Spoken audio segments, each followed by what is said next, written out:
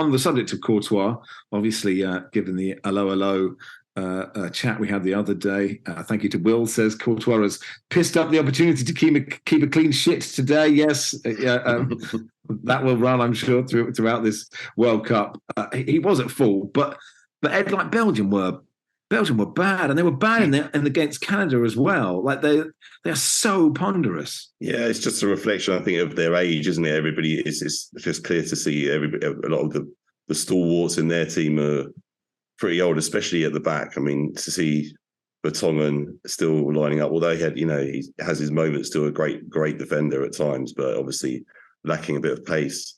And yeah, throughout the team, there's that sort of creaking aspect to it, isn't there? And Martinez looks a bit helpless as well. He was kind of didn't really know how to get them going when they went 1-0 down. He looked pretty shocked, even though it was kind of Morocco were really on top. So it's really worrying for them, and they've got it all to do now against Croatia, who looks really fantastic.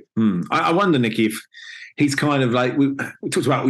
Rob Page has to play Bale and Ramsey, but Martinez probably doesn't have to play Eden Hazard, for example. And obviously, De Bruyne is still one of the best midfielders in the world. But like some of those old players, I don't know defensively sort of how deep their squad is. But the players he brought on, like Trossard and Tielemans, are good and are playing well at the moment. Like he could be braver, possibly. Yeah, it's so weird with Belgium, isn't it? Like I was thinking to myself before, it's like the FIFA World Rankings is basically cryptocurrency, isn't it? Like it's just something which has no actual tangible value that we've sort of decided, and certain things get hyped and there's some secret maths to it that no one actually understands.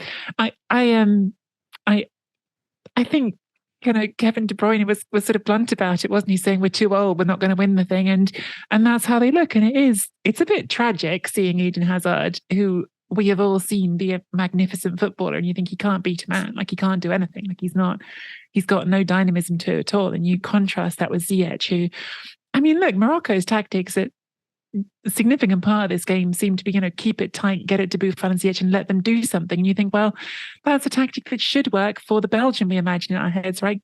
Keep it tight and get the ball to Hazard or De Bruyne and they'll make something happen for you. But Hazard particularly has not got that in him. And you could go beyond those players as well. I mean, I think when you're talking about the choices up front in this game, you've got Batshuayi coming on, you've got Lukaku coming on, you're thinking, where's a Openda who is a young player who's actually scoring goals and who actually has some sort of fizz about him at the moment. You're sort of calling on these players because they're the names, but I mean, look, Lukaku played a couple of decent games for Inter after he signed, but he's been injured most of the season. He's not someone who's coming in hot and bristling and looking like he's going to do something. And the whole squad feels like that, to be honest. And I think, I think De Bruyne probably had the right of it when he said they're just a bit too old. It's actually a fascinating interview, the Kevin De Bruyne interview with Simon Hatterston, to which Tin has written an email saying, "Dear panel of the pod, never been moved to email before. Thought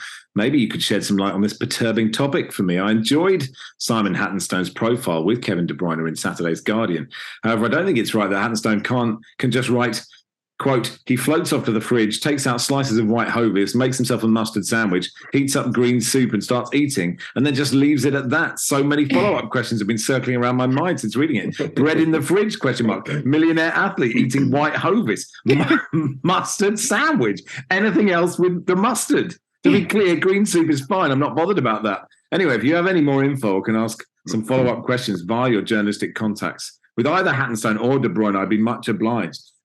A mustard-only sandwich, Ed, feels... I did think that was odd. I wonder if he dipped the mustard in the soup, the mustard sandwich in the soup, maybe. Oh, right, okay. Maybe, so I guess if maybe you were that's to big have... in Belgium. Yeah, I mean, like, because soup and a toastie is quite a nice order, isn't it?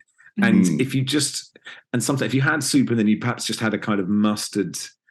Instead of just plain bread, just mustard. But I was always certain, since Arsene Wenger, Nicky, footballers don't eat white Hovis anymore. Do they? Surely that's off the menu, isn't it? I mean, De Bruyne can do what he likes, but yes. Yeah. I mean, I think probably our puritanical ideas of football is slightly over the mark. I think sometimes plenty of top flight footballers still sometimes sneak a slice of pizza here or there. So a slice of white bread, I reckon it can happen. It's okay. And if it's just mustard as well, you'd have to go whole grain, wouldn't you, for some texture? It couldn't be Coleman's. My nose wouldn't be able to cope with that. I don't know if you have any searing thoughts on Belgium, Ed, apart from they're a bit old and they're probably lucky to still be in with a chance here, aren't they? Yeah, well, I think that they need to find a different way to play. That's probably the thing to say about them. I think that he's clearly struggling in this system that they played for so long as well under Martinez, and he's been there for quite a while, hasn't he?